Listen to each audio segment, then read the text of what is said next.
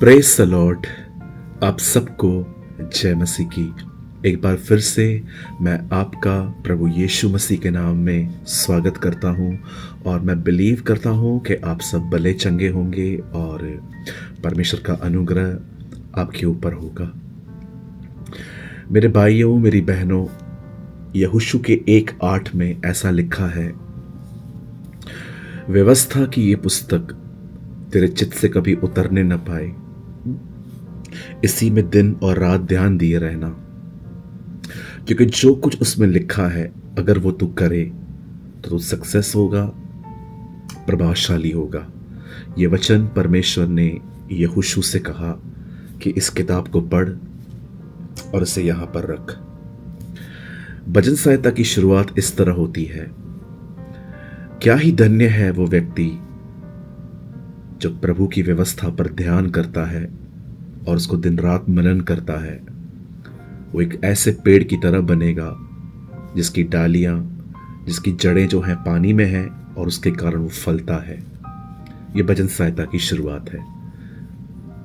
जब आप यूहन्ना रचित सुसमाचार पढ़ेंगे तो वहां पर पहला वचन है, आदि में वचन था, वचन परमेश्वर के साथ था, वचन ही परमेश्वर था।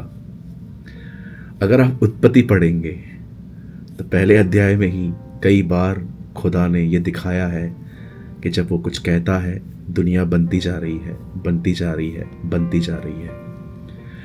भजन संहिता में लिखा गया है, प्रभु ने अपने आप से भी ज्यादा अपने वर्ड को, अपने वचन को महान किया है। मेरे भाइयों, मेरी बहनों, मैं जानता हूं आप में से कुछ लोग इस चीज को शायद मुझे गलत समझ सकते हैं, लेकिन मैं अपने दिल में जानता हूं कि मैं जो कह रहा हूं मैं सही कह रहा हूं। आप जानते हैं आजकल बहुत सारे लोगों ने परमेश्वर के वचन को पढ़ना बंद कर दिया है। बहुत सारे लोग बाइबल नहीं पढ़ रहे और कुछ ऐसे भी हैं जो पढ़ रहे हैं पर उनको बाइबल समझ में नहीं आ रही है। मैं किसी पे दोष नहीं लगा रहा हूं और न मैं यहां पर बैठ के किसी को जज कर रहा हूं। मैं जानता हूं हर एक के हालात होते हैं, पर हम सभी को ये बात समझनी होगी कि हमें अपनी जिंदगी में परमेश्वर के वचन को जब तक हम ऑनर नहीं देंगे, रिस्पेक्ट नहीं देंगे, हम आगे नहीं बढ़ पाएंगे। परमेश्वर का वचन आपकी रोटी है।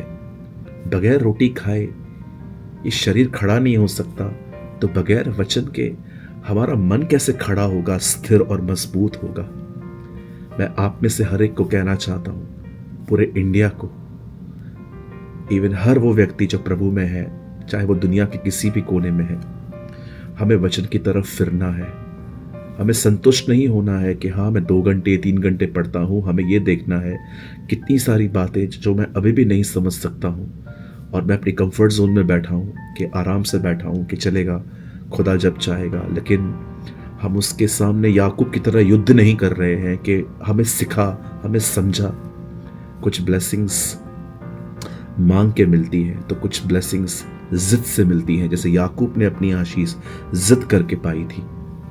मैं आपके लिए गुड न्यूज़ है, मेरा आपके लिए गुड न्यूज़ है, स्पेशली छत्तीसगढ़, पुणे, बॉम्बे, उल्हासनगर और दिल्ली और इस शहरों के आसपास जितने भी शहर हैं, मैं आपको बताना चाहता हूँ 1 जुलाई को हम रायपुर आ रहे हैं, 2 को पुणे, 5 को मुंबई, 6 को उल्हासनगर और 7 को हम दिल्ली आ रहे हैं जुलाई में। और इन सभाओं का नाम है, उसने वचन समझने के लिए उनकी बुद्धि खोली।